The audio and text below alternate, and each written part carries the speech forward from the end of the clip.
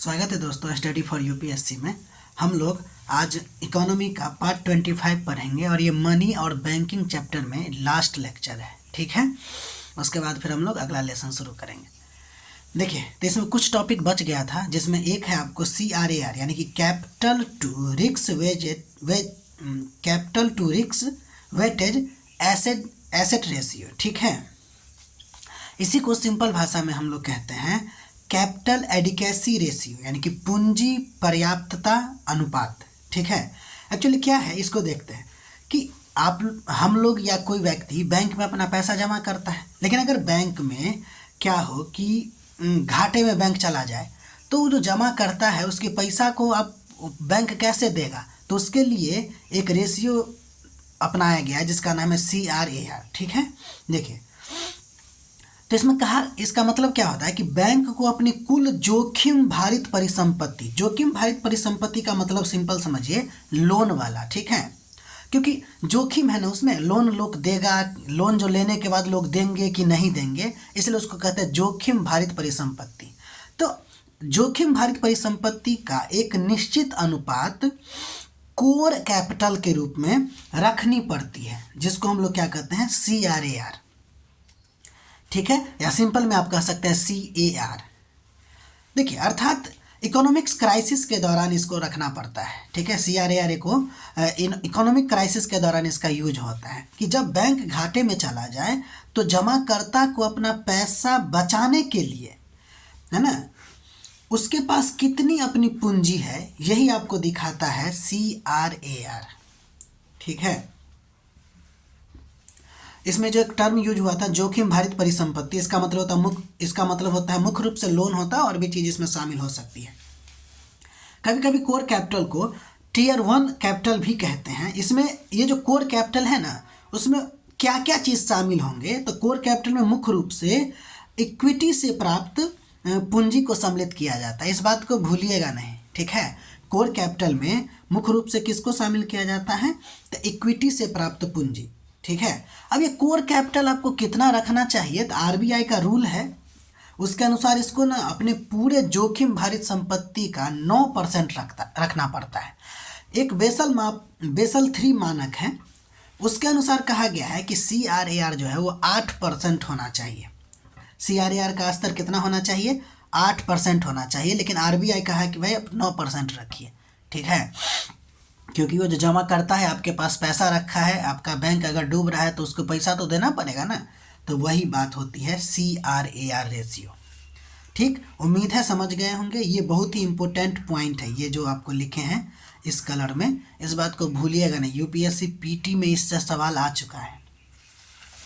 अब हम लोग आगे देखते हैं। एक और है कि LCR यानी कि लिक्विडिटी कवरेज रेशियो। देखिए, ये भी आपको बेसल 3 मापदंड के तहत ही अपनाया गया है, लेकिन अल्पकालिक तरलता प्रबंधन से जुड़ा हुआ एक अनुपात है। मतलब कि अगर 30 दिन के भीतर में अगर किसी भी प्रकार का इकोनॉमिक क्राइसिस आता है तो इसके लिए LCR रखा जाता है, यानी यह 30 दिन की अवधि के लिए रखा जाता है। और वो जो CRAR है वो आपको दीर्घकालिक मतलब कि इकोनॉमिक क्राइसिस के लिए रखा गया होता है, ठीक। इसके बाद एक और टर्म पढ़ना है हमको, जिसको कहते हैं OMO यानी कि ओपन मार्केट ऑपरेशन। ये क्या है कि RBI जो है ना आपको वो क्या करता है, गवर्नमेंट बॉन्ड जो है वो खरीदता बेचता है, तो उसका मार्केट को ही हम लोग क्या कहते हैं, OMO कहते हैं। यानी कि RBI का मार्केट में गवर्नमेंट बॉन्ड को खरीदना बेचना जो है वो कहलाता है आपको ओपन मार्केट ऑपरेशन, ठीक है। तो इसका मकसद क्या होता है एक्चुअली में, तो इसका मकसद होता है बाजार से पैसे की मात्रा को कंट्रोल करना, ठीक है। अब देखिए, होता ये है कि जब भी आपको तरलता बढ़ाने के लिए क्या किया जाता है, मार्केट में अगर तरलता बढ़ाना है तो क्या करती है, सरकारी प्रतिभूति को खरीदती है, कौन, RBI। तो सरकारी प्रतिभूति को खरीदेगी तो उसके बदले में पैसा देगी, तो मार्केट में पैसा ज़्यादा आएगा। और उसको अगर कम करना है तरलता को, तो सरकारी प्रतिभूति को क्या करेगी, बेच देगी, ठीक है। हम लोग रेपो रेट पढ़ लिए थे। रेपो रेट में क्या देखे थे कि अल्पकालीन तौर पर उसको पैसा देने के लिए क्या कहते हैं, गवर्नमेंट सिक्योरिटी को RBI जो है बैंक को जो पैसा देगी, ठीक है ना, उसके लिए क्या करेगा कि गवर्नमेंट सिक्योरिटी लेके अल्पकालीन रूप से उसको सहायता करता है बैंकों को। लेकिन इसमें ना एक LTRO पढ़ना पड़ता है, वो उसी से रिलेशन है, यानी कि लॉन्ग टर्म रेपो ऑपरेशन। इसको एक्चुअली 2022 में शुरू किया गया था और रिजर्व बैंक जो है ना इसको किसी विशिष्ट क्षेत्र में दीर्घकालिक तरलता बढ़ाने के लिए इसको लागू किया था 2022 में। कभी कभी LTRO के जगह TLTRO भी लिखा जाता है। तो T का मतलब टारगेटेड, ये विशेष टारगेटेड मतलब क्या कि किसी एक क्षेत्र में वो दे देगा कि इस क्षेत्र में आपको पैसा देना है, ठीक है, तो वो टारगेटेड वर्ड यूज होगा। कभी कभी यहाँ पे S भी यूज कर देता है, STLRO, तो इसका मतलब होता है स्पेशल। तो वो टर्म देखिएगा ज़्यादा कुछ नहीं है, बस ये है कि दीर्घकालिक तरलता को बढ़ाने के लिए आपको LTRO को लाया गया था 2022 में RBI के द्वारा, ठीक है। ये TLTRO आपको बता दिए टारगेटेड होता है। अब एक टॉपिक जो हमको पढ़ना है वो मेंस रिलेटेड टॉपिक होगा जिसका नाम है वित्तीय समावेशन, फाइनेंशियल इंक्लूजन।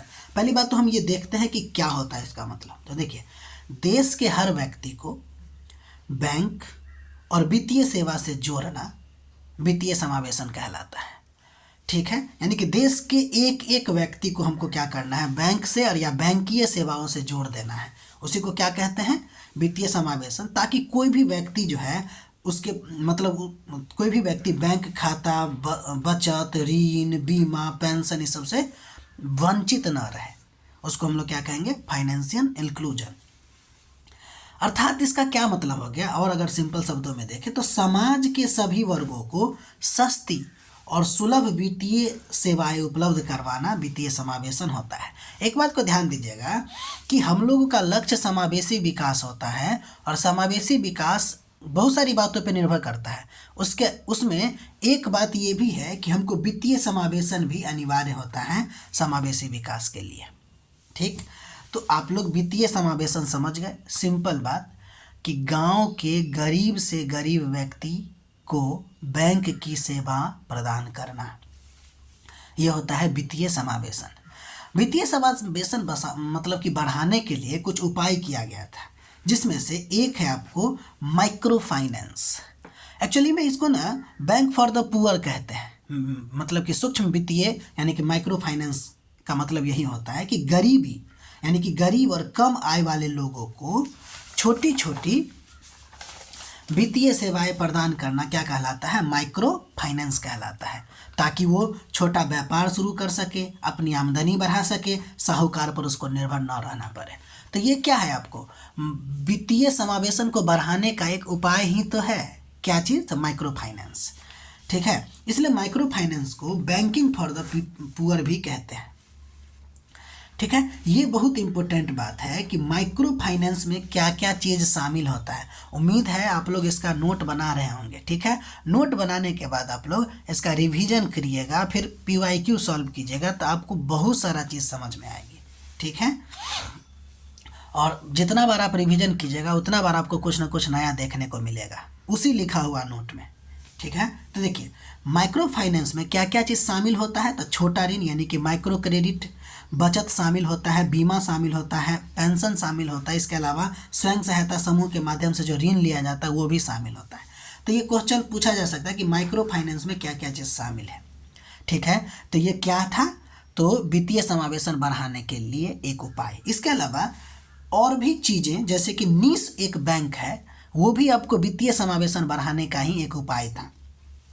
एक्चुअली ये जो नीस बैंक को आप कह सकते हैं टारगेटेड बैंक है, ये यानी वे बैंक हैं जो विशिष्ट वर्ग या विशिष्ट उद्देश्य को ध्यान में रखकर सीमित बैंकिंग सेवाएं, इस बात को ध्यान दीजिएगा, सीमित बैंकिंग सेवाएं देता है। जैसा बैंक है ना वैसा ही हर चीज़ काम करता है, लेकिन सीमित तौर पे, बहुत ज़्यादा नहीं, ठीक है। इसमें अभी कुछ और बात बताएंगे आपको।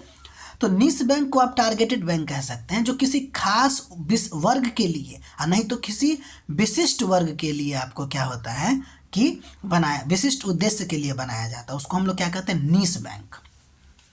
यानी सबके लिए, अर्थात अगर हम कहें सबके लिए सब कुछ नहीं, बल्कि किसी एक ज़रूरत के लिए, सब ज़रूरत के लिए तो अपना बड़ा बड़ा बैंक है ही, किसी एक ज़रूरत के लिए जो बैंक बनता है वो आपको निस बैंक कहलाता है। इसका उदाहरण देखेंगे तो और ज़्यादा आपको समझ में आएगा। पहले ये देख लेते हैं कि निस बैंक को क्यों लाया गया। हम आपको बता चुके हैं इसको टारगेटेड बैंक कहेंगे। पहली बात तो फाइनेंशियल इंक्लूजन बढ़ाने के लिए, हम लोग फाइनेंशियल इंक्लूजन बढ़ाने के उपाय में ही तो निस बैंक को पढ़ रहे हैं। इसके अलावा वैसा क्षेत्र जो बड़े बड़े बैंकिंग से मतलब कि बैंकिंग सेक्टर से अलग रह जाते हैं, जैसे छोटे और अनदेखे सेक्टर तक बैंकिंग की पहुंच के लिए, क्योंकि बैंक पहुंच नहीं पाता कुछ ऐसे ऐसे क्षेत्र पे क्षेत्रों के लिए, तो वहाँ पर आपको इसके लिए निश बैंक लाया गया, ठीक है, जो बड़े बड़े बैंकों के नज़र से बाहर है। इसके अलावा पारंपरिक बैंक भी बहुत ज़्यादा पर भी बोझ बहुत ज़्यादा बढ़ गया था, तो इसको भी लाया गया, तो पारंपरिक बैंकों का बोझ कम करने के लिए। तो निश बैंक क्यों लाया गया, ये बात आप ध्यान रखिएगा। इसके अलावा अगर हम देखें तो भारत में निश बैंक का प्रकार कितने हैं, तो बहुत सारे प्रकार हो सकता है। मेनली आप ध्यान रखिएगा, payment bank, Airtel payment bank होता है, ठीक है ना, फिनो पेमेंट बैंक होता है, बहुत सारा पेमेंट बैंक। देखिए पेमेंट बैंक में एक बात याद रखिएगा कि ये बहुत छोटा जमा स्वीकार करता है, ये डिपॉजिट कितना कर सकता है, मैक्सिमम 2 लाख। लेकिन ध्यान दीजिएगा सबसे इंपॉर्टेंट बात, ये लोन नहीं देता है पेमेंट बैंक। तो ये निश बैंक का एग्जाम्पल हो गया, समझ गए होंगे निश बैंक क्या होता है। इसके अलावा स्मॉल फाइनेंशियल बैंक होता है, रीजनल रूरल बैंक होता है, डेवलपमेंट बैंक, ये नया है, ठीक है ना, तो डेवलपमेंट बैंक। तो ये सब आपको निश बैंक का प्रकार हो गया, ठीक है। और ये क्या क्यों पढ़ रहे हैं हम लोग, फाइनेंशियल इंक्लूजन लाने के लिए ही। पेमेंट बैंक है तो मेन बैंक जाने की जरूरत नहीं है आपको, सीधे मोबाइल में ही खुल जाता है। इसके बाद हम लोग देखते हैं प्रायोरिटी सेक्टर लैंडिंग, यानी PSL बोलते हैं इसको। ये एक प्रकार का नीति है ना। देखिए ये जो हम पढ़े थे निश बैंक, वो टारगेटेड बैंक था, लेकिन जब हम बात करते हैं PSL तो इसका मतलब टारगेटेड लैंडिंग, यानी PSL के तहत क्या करते हैं, हम कुछ लोन का मात्रा निर्धारित करते हैं और उसी सेक्टर को देते हैं जो आपको कह दिया जाता है, यानी जिसमें बैंक अपनी कुल लोन का एक निर्धारित हिस्सा आर्थिक और सामाजिक रूप से महत्वपूर्ण क्षेत्रों को देता है। जो जैसे कृषि हो गया, MSME हो गया, उस क्षेत्र के लिए क्या किया जाता है कि डिसाइड कर दिया जाता है कि इतना इतना आपको उस क्षेत्र में ही लोन देना पड़ेगा। तो ये एक नीति है जो बैंकों को कहता है कि आप जो है अपना लोन का एक मात्रा निर्धारित कीजिए, और ये अनिवार्य है, निर्धारित कीजिए और उसी सेक्टर को आप लोन दीजिए, यानी कि टारगेटेड लैंडिंग का बात करता है, ताकि देश में विकास और वित्तीय समावेशन को बढ़ावा मिल सके, ठीक है। अगर हम PSL के तहत आने वाले क्षेत्र की बात करें तो ये भी बहुत ज़्यादा इंपॉर्टेंट है, देख लीजिएगा इसमें क्या क्या आता है। कृषि बता दिए, किसान को दीजिए, बीज खरीदने के लिए दीजिए, उर्वरक, सिंचाई इत्यादि के लिए लोन दीजिए। MSME छोटे उद्योग व्यवसाय के लिए दीजिए लोन। शिक्षा में शिक्षा लोन दीजिए। हाउसिंग के लिए, गरीबी और मध्यम वर्ग के लिए घर बनाने के लिए लोन दीजिए। अदर सेक्टर में खासकर रिन्यूएबल और सोशल स्ट्रक्चर के लिए भी आपको, जैसे इंफ्रास्ट्रक्चर बनाने सब के लिए भी आप लोन दीजिए। तो PSL में ये सब क्षेत्र आता है, और इस सब के लिए क्या किया जाता है, कहा जाता है कि आप इतना इतना लोन दीजिएगा इस क्षेत्र में। RBI का रूल क्या है PSL के लिए कि सामान्य बैंकों को कुल लोन का 40%, 100% अगर लोन देता है तो उसका 40% आपको PSL में देना होगा, ठीक है। तो ये था आपको मनी एंड बैंकिंग से रिलेटेड। ओवरऑल जितना पढ़ाना चाहिए था उतना हम आपको पढ़ा दिए। हालांकि इसमें अभी बहुत सारा टॉपिक बच सकता है। हम लोग ये कह सकते हैं कि कुछ पार्ट हम लोगों ने कर लिया, ठीक है। तो उसके बाद फिर हम लोग अगला लेसन क्या शुरू करते हैं देखते हैं। तब तक के लिए हमारा प्रयास अगर आपको अच्छा लग रहा है तो लाइक कीजिए, सब्सक्राइब कीजिए और शेयर कीजिए। सबसे इम्पोर्टेंट बात यह है कि पढ़ाई करना ज़्यादा ज़रूरी है, ठीक है। अगर आप इस तरह से नोट बनाते हैं तो आपको एक ओवरऑल पूरी तरह से सब्जेक्ट की पकड़ बनेगी, और फिर आप और भी चीज़ इसमें नयापन कर सकते हैं अपने आप से, ठीक है। मिलते हैं अगले वीडियो में।